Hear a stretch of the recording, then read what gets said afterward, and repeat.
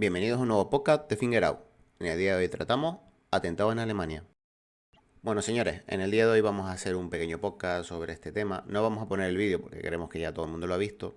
Y así también podemos aprovecharlo y difundirlo en Spotify para que los compañeros que estén destinados en el extranjero y no quieran gastar muchos datos se lo descargan por ahí y lo pueden ver, ¿de acuerdo? Entonces, vamos a empezar haciendo un breve repaso de acontecimientos y después hacemos damos unos pequeños tips y unas preguntas finales, ¿de acuerdo? Bueno, en primer lugar, todos sabemos, un individuo aprovecha un acto de campaña electoral de cierto partido y bueno, con un arma blanca empieza a apuñalar a las personas de forma indiscriminada, caen al suelo debido a que también tropiezan con distintas partes del mobiliario y bueno, casi en muy pocos segundos, para lo que podíamos estar acostumbrados, aparecen en escena un montón de policías y empiezan a hacer una actuación, a actuar policialmente, ¿no? Entonces, en este momento vemos que unos compañeros sí se percatan de lo que está sucediendo, lo cual es lógico porque a lo mejor están más en primera línea, pero otro que parece que llega en una segunda línea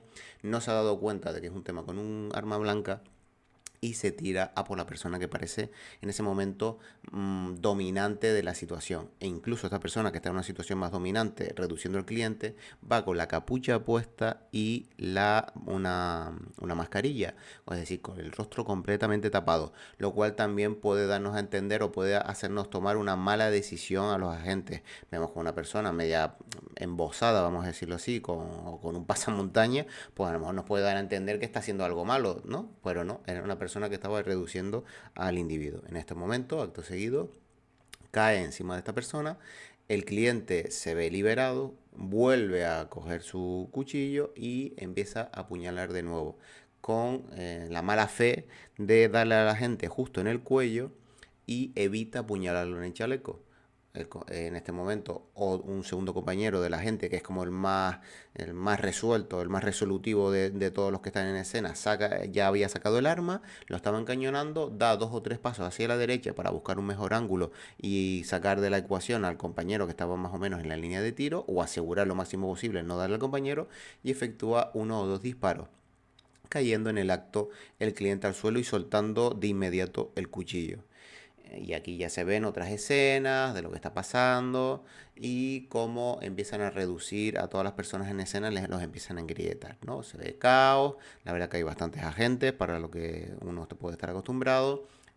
Bueno, y aquí vamos a dejar de analizar esto, ¿no? Entonces ahora vamos a analizar paso por paso. Creo que en general se ha sido bastante duro con un compañero que incluso ha perecido por su mala toma de decisiones, porque tenía gran cantidad de desinformación.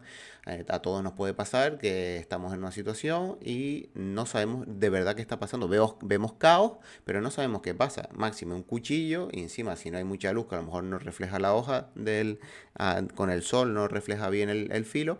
Bueno, podemos pensar que simplemente le estaba golpeando puñetazos porque no vemos bien el cuchillo. Y en cambio, a lo mejor si hubiera sido un arma de fuego, el arma de fuego está en una situación más estática, aparte de las detonaciones, pero bueno, hubiera estado en una posición más estática para ser vista. En cambio, el cuchillo, la verdad que este hombre lo manejaba con mucha violencia y contundencia, golpeaba con muchas ganas y a lo mejor no se vio, aparte que como viene una segunda línea, no vio exactamente bien, no valoró lo que estaba pasando y se tiró por la persona que estaba en una posición de dominio. Entonces, vemos que aquí lo que ha pasado es que la persona pensó que era el compañero pensó que era una riña tumultuaria, una alteración del orden normal, una disputa, una pelea, incluso si es una campaña de tema político, pues bueno, algún tipo de pelea, de trifulca, y se tiró a separar, incluso a llevarse lo que él consideró que en ese momento era la parte más exaltada. Y no, era casualmente una persona que estaba reduciendo, ¿no? Esto por un lado. Y que vamos a ver, que todos tenemos desinformación cuando llegamos a las escenas. Pasan varios segundos e incluso después de entrevistarnos con las partes, todavía a veces no tenemos bien claro qué ha sucedido, por si unos están mintiendo, otros no. Y por otro lado, los agentes en Europa estamos programados para tener la mínima intervención violenta. Es decir, hacer el mínimo daño. Y no por cualquier cosa un agente de policía en Europa saca el arma y dispara sin motivos, o vamos a decirlo así, sin que su cerebro esté completamente seguro de lo que está pasando delante. Es una amenaza grave y de necesidad de usar el cuchillo, el arma de fuego. E incluso en algunas veces, si es sorpresiva, ni así tampoco. Es destacar que el cliente evita apuñalar al compañero en el chaleco, lo cual nos da a entender que no era un exaltado al uso más, un loco perturbado que pasaba por allí. No, se ve que era una persona con un mínimo de formación. ¿Por qué? Ciertas revistas de este tipo de gente radicalizada dan a entender dónde tienen que apuñalar a los agentes, en qué partes, porque son más vulnerables o los chalecos protegen menos. Y se ve perfectamente cómo asesta dos puñaladas muy contundentes en el cuello, los cuales a futuro van a provocar el fallecimiento de este compañero. Primero le tuvieron que inducir un coma y después falleció este pobre. Y sí, señores, todos hemos visto lo que se ve en la escena. Todos hemos visto a una compañera huyendo. Todos hemos visto a una compañera tapándose los oídos. Todos hemos visto a las compañeras con el pelo suelto y bastante largo, y alguna le llegaba hasta los glúteos. Todos hemos visto eso. Todos hemos visto cómo las compañeras asestaban atención más psicológica que operativa al compañero en la escena. No lo tiraban al suelo para taponarle la herida, previniendo un posible futuro síncope y en tratar ya las heridas, vamos a decirlo así, de trauma. Eh, no le hicieron un perímetro, no lo cogieron y los trajeron de la zona por si todavía era de riesgo. No hicieron nada de eso, pero señores, aquí nos conocemos todos, ya sabemos lo que hay, ya sabemos cómo son los procesos selectivos y bueno, qué les voy a contar que ustedes ya no sepan? Es de destacar también, por otro lado, que cuando el hombre está cayendo y que el cliente y se le cae el cuchillo, una de las personas que lo estaba reduciendo tiene bastante iniciativa, coge el cuchillo y lo tira lejos para neutralizar la amenaza y el arma, lo cual incluso puede ser bastante peligroso en una situación donde los agentes de policía estén llegando con las armas y haya desinformación, porque pueden pensar que este es un compinche o que también puede ser una amenaza y le acaben disparando. Por suerte, ninguno reaccionó a tiempo y este hombre tiró el cuchillo antes de que nadie pudiera considerarlo una amenaza. Muchas personas han dicho oh, cómo engrietaron a todos menos a la persona indicada. A ver, sí. Por un lado sí, por otro no. Es decir, me parece mal que se haya ingritado a todo el mundo menos al cliente, porque se tenía que haber ingritado a todo el mundo. Es decir, si tú no sabes cuando llegas a escena lo que está pasando, pues ingrietas a todo el mundo. Me estoy hablando en situaciones violentas, caóticas, de estrés, de que hay riesgo para la vida de las personas. Pues bueno, pues ingrietas a todo el mundo y ya habrá tiempo de ir quitando grilletes a medida que uno va conociendo mejor o teniendo una conciencia situacional de lo que está pasando. Es destacar cómo, por ejemplo, cuando uno ve vídeos de Police Activity, los vídeos de estos en Estados Unidos, de la Bodycam, como por protocolo en todos los cuerpos policiales, todos los agentes, o en casi toda la mayoría de los casos, después de haberles disparado a los clientes, e incluso que uno sin ser médico podría decir, yo, esta persona ya no representa una amenaza por la cantidad de disparos que ha recibido, aún así cogen y lo engrilletan. Incluso lo engrilletan, aunque tenga una hemorragia masiva, hay varios vídeos sobre esto, puedes poner Police Activity, policía y torniquete, por ejemplo, o disparos y torniquete, o hemorragia. Y se ve todo esto en inglés, evidentemente, y se ve como incluso hay una escena donde hay una hemorragia masiva en la femoral, tras dispararle al cliente, lo engrilletan y una vez engrilletado le empiezan a colocar el torniquete. ¿Por qué? Porque están asegurando la vida y el riesgo para la integridad física de los agentes. Entonces, tendría que haber engrilletado a todos. Pero bueno, nos hacemos una pregunta. Tras haber hecho ese disparo, el compañero que hizo varios pasos hacia la derecha y ver cómo el cliente caía, ¿qué crees que le pasaba por la cabeza? ¿O qué crees que le preocupaba más? ¿El resultado de las puñaladas que tenía su compañero en el cuello o su consecuencia legal a futuro judicial? ¿Qué crees que le pasaba más por la cabeza a un policía europeo tras haber efectuado varios disparos sobre una persona? Bueno, pues a lo mejor por ahí podríamos empezar, ¿no? Como punto positivo en toda la actuación es destacar que todos llevan chaleco de protección balística, incluido las compañeras, y se ve que llevan ciertas herramientas para trabajar en los cinturones, lo cual es bastante a destacar. Y alguno me dirá, Bueno, ¿y cómo que destacar que lleven el chaleco puesto? Si ya todo el mundo lo lleva. No, no todo el mundo lo lleva y todavía se ven que es personal policial trabajando sin el chaleco puesto. Vamos ahora con una serie de preguntas, como siempre hacemos en nuestros podcasts, que cada uno se tenga que contestar a sí mismo para sacar ciertas conclusiones, ¿no? Y bueno, en primer lugar, ¿qué procesos de selección pasó el personal policial, este que estamos viendo aquí en escena, para ser policía? ¿Qué procesos? Por otro lado, ¿tenían un entrenamiento individual como policía o simplemente eran funcionarios que le habían asignado una pistola, un arma de fuego? ¿Este personal que estaba en escena tenía entrenamiento en equipo? ¿Era un superorganismo? ¿Había cohesión entre ellos? ¿Tenían entrenamiento en qué realizar o qué actos hacer de forma protocolaria tras efectuar el disparo? ¿O simplemente era su manejo del arma es ir a una galería de tiro estática, efectuar unos disparos y decir, bueno, ya terminó? Este personal policial está entrenado para, una vez efectuado el disparo, comprobar las escenas, hacer una desescalada, enfundar el arma, tratar de forma sanitaria, hacer un perímetro. Cuando uno ve vídeos de Police Activity, se ve incluso, la verdad que siempre nombro a la policía de Los Ángeles porque se ve bastante, se ve que es un personal bastante capacitado, incluso se ve que el personal de dirección está seleccionado de los mejores del personal policial.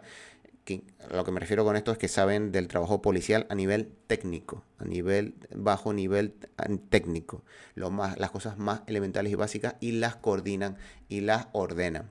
Y por ejemplo, en muchas ocasiones se ve que todos sacan las armas, se efectúan disparos y cuando hay que aproximarse al individuo, se escucha incluso a los jefes decir holster, holster, es decir, les recuerda al personal que tienen que enfunden las armas. ¿Por qué?